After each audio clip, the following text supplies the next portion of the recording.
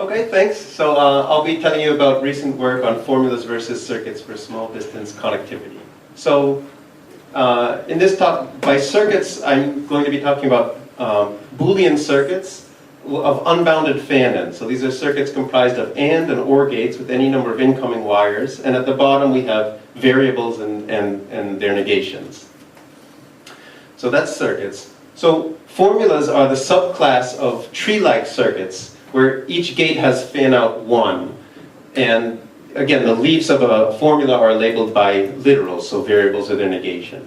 And the size of a formula is equivalent to the number of leaves. When we talk about the size of a circuit, we refer to the number of gates in the circuit.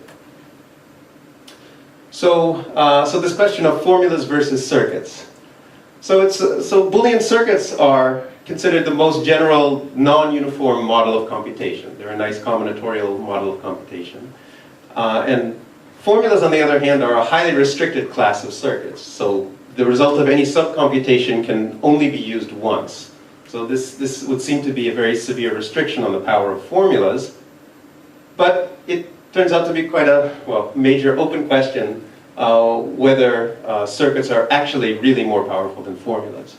So is every circuit of size S equivalent to a formula of size polynomial in S? So this question is known, for those of you familiar with complexity theory, as NC1 versus P question. And at present, nobody really has any idea how to answer this question for general Boolean circuits.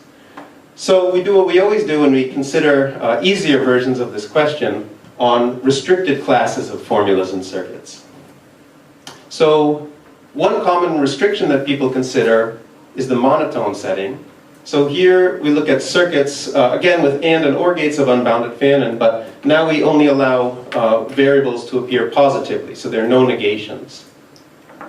And in the monotone setting, this separation of formulas and circuits has been known for a long time. So it's well known that ST connectivity has polynomial-sized monotone circuits.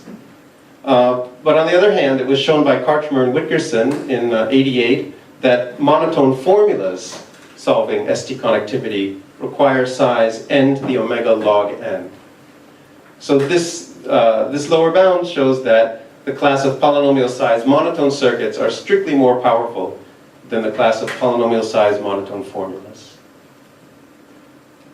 So a second restricted setting where we have very powerful techniques for proving lower bounds is the bounded depth setting. So here we're now considering Boolean circuits which are not necessarily monotone, but we place a restriction on the depth of the circuits. And by early results in complexity theory show that, we have super polynomial lower bounds for the parity function, which extend up to depth log n over log n. But what about this question of formulas versus circuits in the bounded depth setting? Okay, and just here's a picture of the same picture, but now D is going to be a depth parameter. In general, we let D be some function of n, and we're going to be considering depths which are up to around log n. So the key fact about the relationship between circuits and formulas in depth D is the following. Every depth D circuit of size S is equivalent to a depth D formula of size at most S to the D. And this is easy to see. If you start out with a formula, let's say it has an AND gate here with some overlapping subcircuits, you just replace this repeatedly with the same gate where we just make disjoint copies of the subcircuits below it. And if you just repeat this operation until your formula becomes a tree, it's clear that the size will blow up by a factor of S to the D, where D is the depth. So it's a very natural question to ask, is there a better simulation of depth D circuits by depth D formulas? Or is this naive brute force simulation the best possible? So is it possible that every depth D circuit of size S is equivalent to a depth D formula of size S to the little o of D? Or even S to some constant which doesn't depend on D? And before our work, the answer to this question was not known for any growing function D of n. This question is somehow trivial if D is a constant, but for any growing function d, this was not known. And sort of the main corollary of our result is that we showed that there's no simulation of depth d circuits by depth d formulas of size s to the little o of d, and this holds for all d up to log log log of s, which is still a very small function, but at least it's a growing function. So, as I'll explain next, so this result follows from a new lower bound on the problem of distance k ST connectivity. So, to state the main theorem, we prove a tight n to the omega log k lower bound on the size of bounded depth Boolean formulas, solving distance k ST connectivity for all small k. And it's not so important, but here bounded depth means log n over some poly log log n, and small k will be k up to log log n. And just to remind you, so the problem that we proved this lower bound for is this distance k version of ST connectivity, where we're given a graph G with n vertices and two specified vertices S and T, and the problem is to determine whether or not G contains a path of length at most k from S to T. So in this case we have such a path. Okay, so let me just show you quickly or review what's the standard algorithm for solving this problem. This is known as recursive doubling and goes back to Sattwich. So the idea is to figure out if there's a path from S to T in this layered graph, we're going to find all paths between the vertices on the left and the vertices on the right. And to do this, we find all vertices, from the left to the middle, and in parallel, all vertices from all paths from the middle to the right. And then merging the results of these two subproblems naively takes time, order of n cubed. Okay, so this is the sort of standard algorithm for solving ST connectivity type problems. And it turns out this algorithm can be implemented on polynomial sized circuits of depth order log k. And our formula size lower bound implies that this is optimal. The depth order log k is optimal for polynomial sized circuits solving this problem.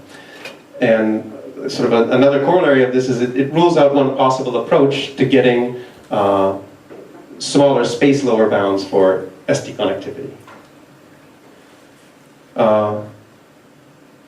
So let me say a few words about why as I mentioned, we have strong lower bounds for bounded depth circuits previously, but how come the previous techniques never separated formulas versus circuits? So without defining what these techniques are, I'll just hope to convince you that these techniques don't distinguish formulas and circuits. The main techniques that people have in the bounded depth setting are what's known as switching lemmas and the method of approximation by low degree polynomials. And both of these techniques work in the same way. You have your bounded depth circuit, and initially at the bottom we just have variables, which are simple functions. So for both of these techniques, there's a notion of a simple approximating class of functions, and you have a sort of a gate-wise approximation lemma, which says that if we have an and or an or of any number of simple functions, then this can be approximated by a function which is still sufficiently simple. And this approximation lemma is applied independently at each gate on the bottom level. And in this way, we transform a layer of simple approximating functions to a layer of slightly less but still sufficiently simple functions. And applying this approximation d times, we get a lower bound for the function supposedly computed at the top. And what I want to point out is that so this style of bottom-up depth reduction argument doesn't distinguish between the following two pictures. On the one hand, we have our circuit here, and on the other hand, a formula like this. And the point is that in both of these techniques, switching lemma and approximation method, we're applying the approximation independently at each gate on the bottom level. And this is why these techniques have failed to distinguish formulas and circuits previously. So the conclusion is that such bottom-up depth reduction arguments are inherently unable to distinguish formulas and circuits.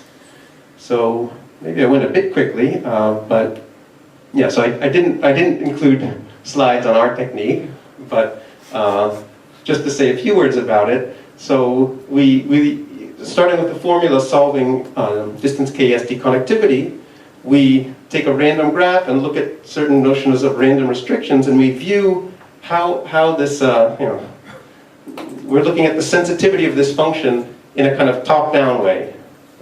So a key feature of this proof is it's sort of the first top-down proof in the bounded depth Boolean setting. So what are the next steps for this research? So using the proof technique that we developed, one thing I'm trying to do now is to prove a tight size depth trade-off for depth d below log k. So, the result I'm aiming for is showing that depth d formulas for distance k connectivity require size n to the d times k to the 1 over d. And this would be a tight lower bound. And a second direction of research that I'm pursuing is trying to use this new proof technique to get average case lower bounds for monotone formulas with respect to the uniform distribution. And this is something that people haven't been able to do so far. So yeah, I think I went a bit quickly, but thank you.